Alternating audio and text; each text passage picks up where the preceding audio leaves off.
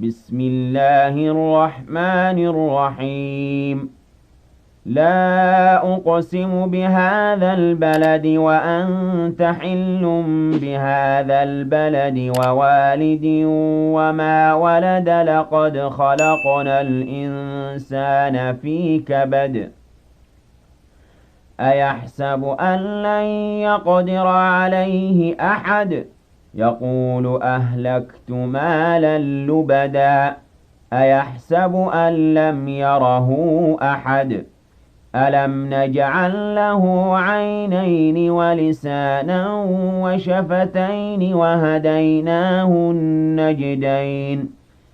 فلاقتحم العقبة وما أدراك ما العقبة فك رقبة أو إطعام في يوم ذي مسغبة يتيما ذا مقربة أو مسكينا ذا متربة ثم كان من الذين آمنوا وتواصوا بالصبر وتواصوا بالمرحمة